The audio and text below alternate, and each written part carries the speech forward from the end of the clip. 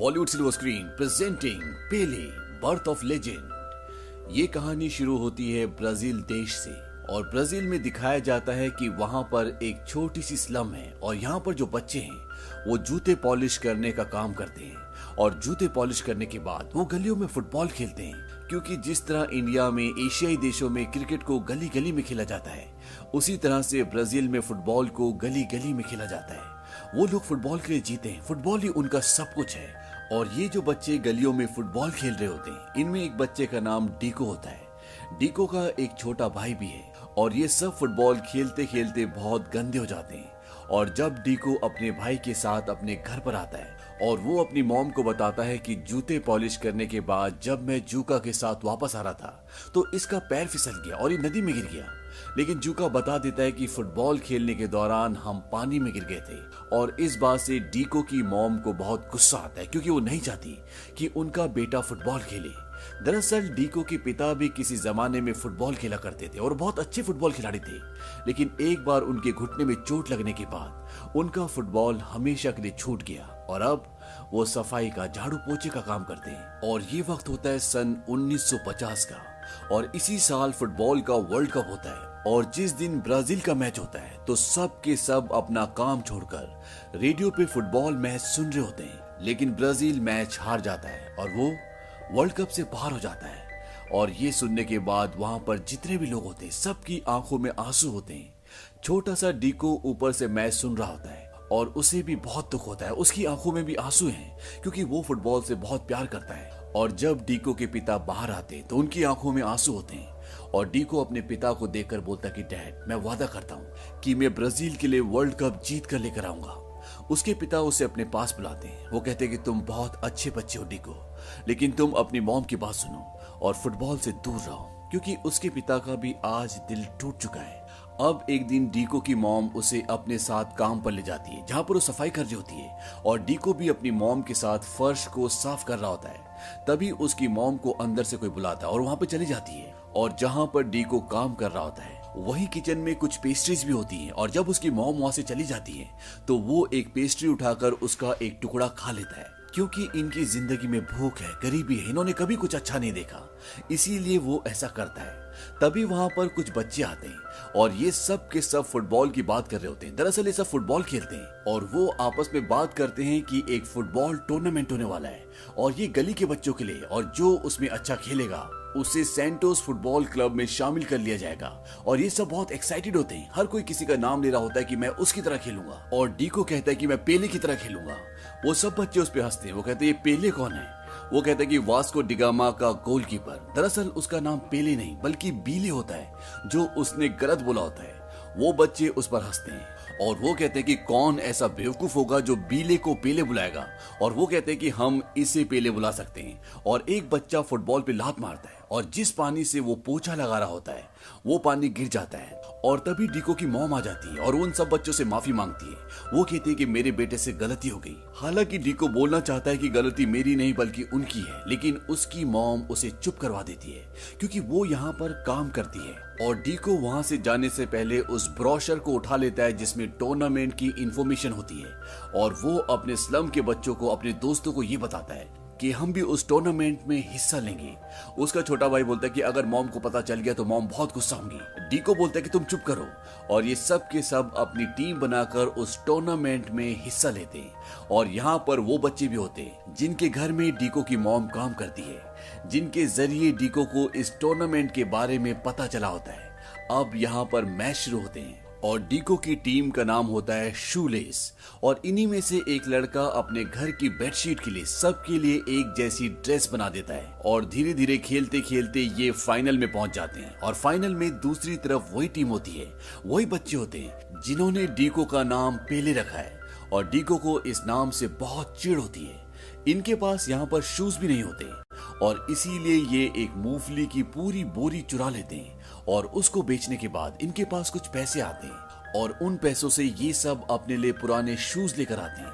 लेकिन इन सब के शूज इनके साइज के नहीं होते, इन्हें शूज पहनकर खेलने की आदत नहीं होती। और जब इनका मैच दूसरी टीम द किंग के साथ होता है और जब टीम की अनाउंसमेंट होती है तो अनाउंसर ये बोलता है कि शूलेस के कैप्टन का नाम है पेले। इस बात से डीको को गुस्सा आता है क्योंकि वो इस नाम से चिढ़ता है। और अब फाइनल मैच शुरू होता है और इस मैच के बीच में भी दूसरी टीम वाले कई बार डीको को पेले कहकर चिढ़ाते हैं और साथ ही साथ डीको की टीम यहाँ पर अच्छा परफॉर्म नहीं कर पाती और स्कोर हो जाता है 6-0, यानी डीको की टीम का स्कोर होता है 0। इसके बाद डीको अपने शूज उतार देता है क्योंकि उसे और उसकी टीम को शूज पहनकर खेलने की आदत नहीं होती, क्योंकि स्लम के बच्चे ही गलियों में खेलते हैं और वो भी बिना शूज के।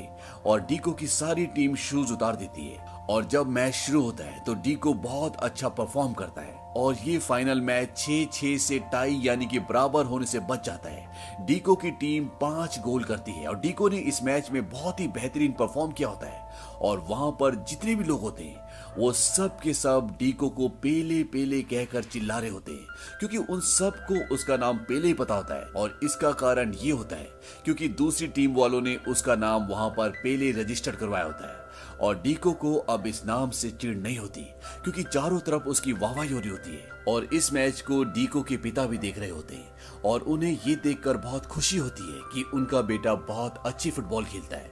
अब तभी यहाँ पर वो लोग आ जाते हैं जिनकी इन्होंने मूंगफलियां चोरी की थी और वो इन सब बच्चों का पीछा करना शुरू कर देते हैं और ये सब के सब वहां से भाग जाते हैं। तभी वहां पर एक नदी पड़ती है और नदी से पहले डीको और उसका दोस्त डियागो मिट्टी की एक सुरंग के अंदर छुप जाते हैं। वहां पर बारिश होना शुरू हो जाती है और कुछ देर बाद जिस सुरंग के अंदर ये होते हैं उससे मिट्टी गिरना शुरू हो जाती है, लेकिन डीको बाहर निकल जाता है। लेकिन उसका दोस्त डियागो वो बाहर नहीं निकल पाता और उसकी मृत्यु हो जाती है और इसके लिए डीको अपने आप को दोषी मानता है। वो कहता है कि अगर मैं शूज खरीदने के लिए नहीं बोलता तो हम चोरी नहीं करते और डियागो की मृत्यु नहीं होती। लेकिन उसकी मॉम उसे अपने गले से लगा लेती है क्योंकि वो जानती है कि जिंदगी में जब कुछ होना होता है तो वो होता ही है, उसमें किसी को सही या गलत ठहराना बिल्कुल भी उचित नहीं होता। और डीको तो अभी मात्र बच्चा है और वो अपनी मॉम के गले लगकर रोते हुए बोलता है कि मैं अच्छा लड़का बनूंगा, मैं रोज स्कूल जाऊंगा। और इसके बाद डीको स्कूल जाता है, पढ़ाई करता है और अपने पिता के साथ सफाई के काम में भी जाता है। लेकिन उस हादसे के बाद डीको फुटबॉल खेलना पूरी तरह से छोड़ देता है। हालांकि उसके पिता चाहते हैं कि वो फुटबॉल खेले। डीको के घर के पीछे एक आम का पेड़ होता है और उसके पिता बताते हैं कि मैंने खुद से सीखा कि आम से प्रैक्टिस कैसे करते हैं, कच्चा शूट करने के लिए और पका हुआ बैलेंस के लिए। उसके पिता बहुत कोशिश करते हैं कि वो खेलना शुरू करे क्योंकि उन्होंने उसका खेल देखा था। लेकिन डीको शुरू में इंटरेस्ट नहीं लेता, लेकिन बाद में वो प्रैक्टिस करना शुरू कर देता है। वो पके हुए और कच्चे आमों से अपनी फुटबॉल की प्रैक्टिस करता है। धीरे धीरे वक्त बीतता है और 9 साल का डीको अब 13 साल का हो जाता है। और एक दिन उनके घर में एक आदमी आता है और ये सेंटोस फुटबॉल क्लब से होता है। ये एक प्रोफेशनल सॉकर फुटबॉल क्लब है और अब डीको इस क्लब से खेलना शुरू करता है। लेकिन उसकी परफॉर्मेंस इतनी अच्छी नहीं होती और इस बात से डीको खुद भी परेशान हो जाता है और उसे लगता है कि वो फुटबॉल नहीं खेल सकता और वो ये तय करता है कि वो घर वापस चला जाएगा। और जब वो रेलवे स्टेशन पर होता है तो वहां पर डिब्रिटो आते हैं। डिब्रिटो अपने जमाने में एक बहुत अच्छे फुटबॉल प्लेयर थे और अब वो सेंटोस फुटबॉल क्लब का हिस्सा हैं। वो उसे बोलते कि तुम कहाँ जा रहे हो? डीको बोलता है कि मैं जा रहा हूँ क्योंकि मैं दूसरे लोगों की तरह नहीं खेलता और अगर मैं वापस स्कूल नहीं गया तो मुझे टॉयलेट साफ करने पड़ेंगे। डिब्रिटो बोलते कि तुम्हारे खेलने का तरीका पुराना है और ये एक बहुत ही शानदार तरीका है। वो उसे बताते हैं कि गुलामी के दिनों में दुश्मनों से लड़ने के लिए एक मार्शल आर्ट का उदय हुआ था और उसका नाम जिंगा था और बाद में स्टाइल को फुटबॉल में डाल दिया गया जिससे फुटबॉल बहुत शानदार हो गया। लेकिन जब 1950 में ब्राजील वर्ल्ड कप हारा तो सब ने ये मान लिया कि फुटबॉल में जो जिंगा स्टाइल हम इस्तेमाल करते हैं ये सब उसकी वजह से हुआ है और उसके बाद सब ने इसका बहिष्कार कर दिया और तुम्हारे खेलने के तरीके में आज भी वही तरीका है, इसीलिए तुम्हारे कोच चाहते हैं कि तुम उस तरीके से ना खेलो। वो उसे ये भी बताते हैं कि तुम्हारे अंदर जो जिंगा स्टाइल है वो बहुत ही मजबूत है, बहुत ही अच्छा है, या तो तुम उसे बाहर निकालो और दिखाओ कि तुम क्या कर सकते हो, नहीं तो यहाँ पर कुछ ही पलों में ट्रेन आ जाएगी, तुम उस पर बैठकर जा सकते हो। और ये कहकर डिब्रिटो वहां से चले जाते हैं।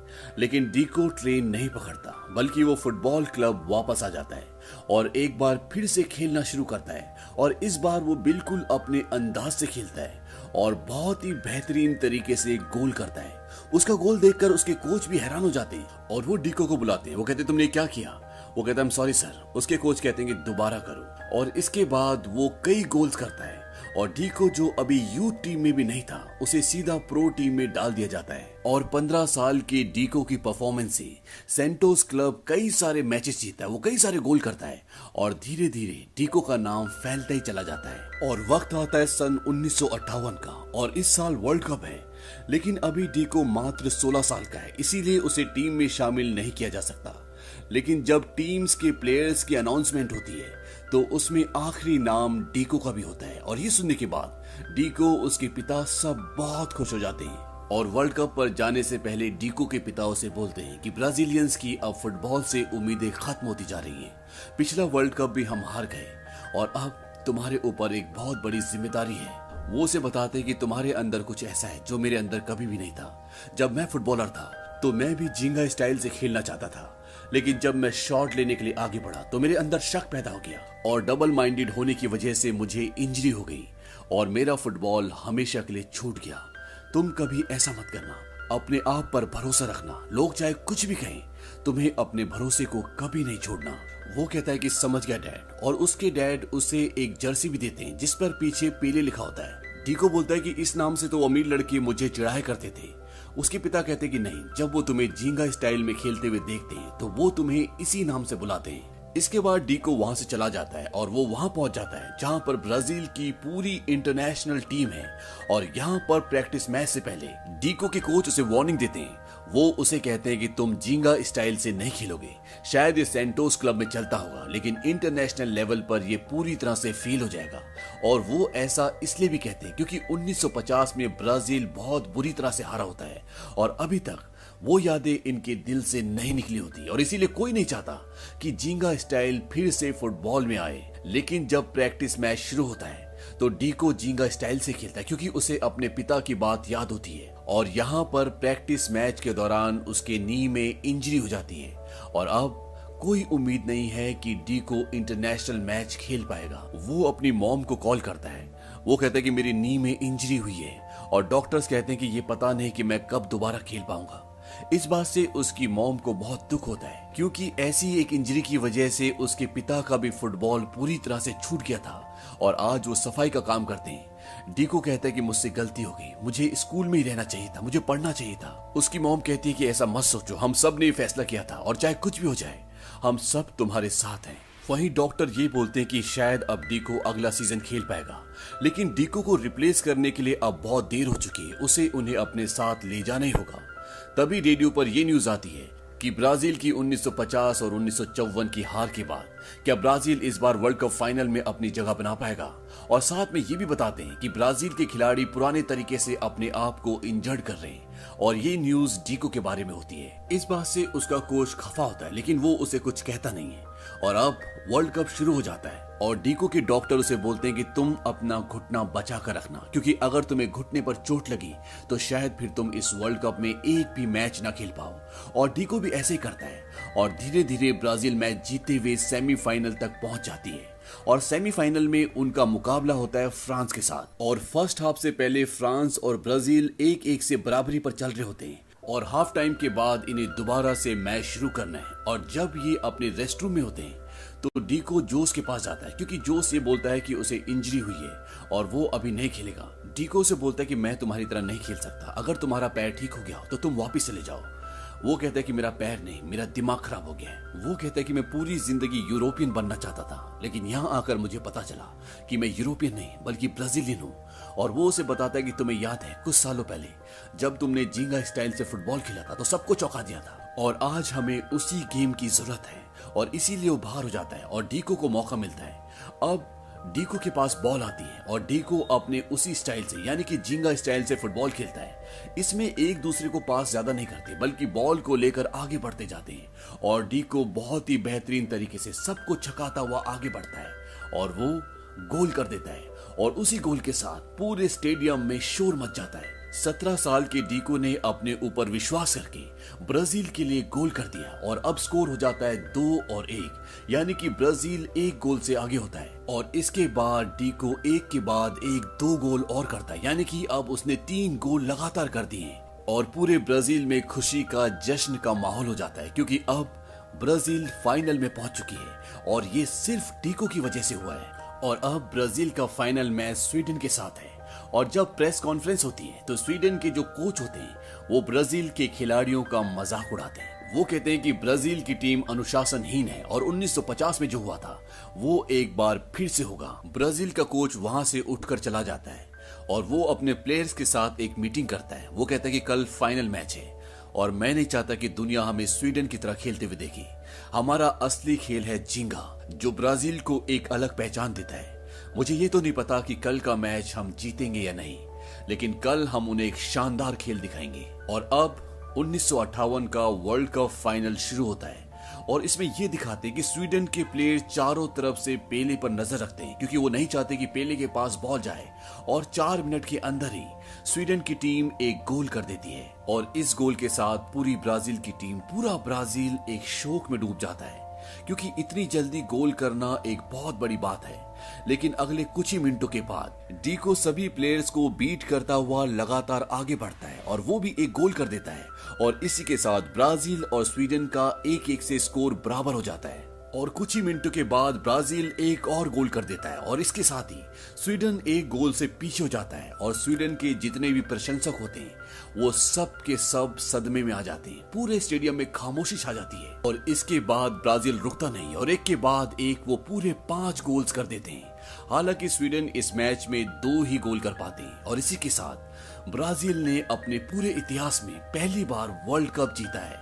और इस जीत के साथ पूरे ब्राजील की आंखों में आंसू होते हैं, लेकिन ये आंसू सन 1950 वाले नहीं होते, ये खुशी के आंसू होते हैं। और 17 साल का ये लड़का जिसे सब डीको के नाम से जानते हैं, अब ये पेले बन चुका है और इसे पूरी दुनिया पेले के नाम से जानती है। और कहा जाता है कि फुटबॉल के इतिहास में सन 1958 का मैच, जो कि ब्राजील और स्वीडन के बीच में था, इसे कभी कोई नहीं भूल सकता।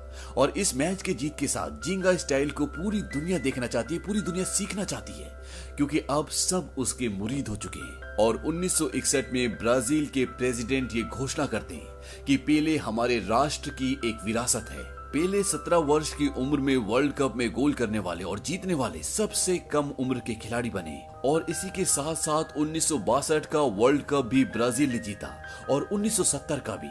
और इन सभी में पेले का एक बहुत बड़ा योगदान था। और आज तक के फुटबॉल के इतिहास में पेले ऐसे अकेले खिलाड़ी हैं जिन्होंने 3 वर्ल्ड कप जीते हैं और सबसे अधिक 1283 गोल्स का रिकॉर्ड भी उन्हीं का है। लेकिन एक रिकॉर्ड वो कभी नहीं तोड़ पाए, वो था एक ही मैच में 5 गोल करने का। और ये रिकॉर्ड पेले के पिता के नाम था, क्योंकि वो भी एक फुटबॉलर थे और उन्होंने एक ही मैच में 5 गोल किए थे। उनके पिता का नाम था डॉन्डिनो डो नासिमिंटो। और इसके साथ साथ ओलंपिक इंटरनेशनल कमेटी ने पेले को सदी का एथलीट कहा। तो ये थी कहानी महान पेले की। ये फिल्म सन 2016 में रिलीज हुई थी। उम्मीद करते हैं कि ये कहानी आपको पसंद आई होगी।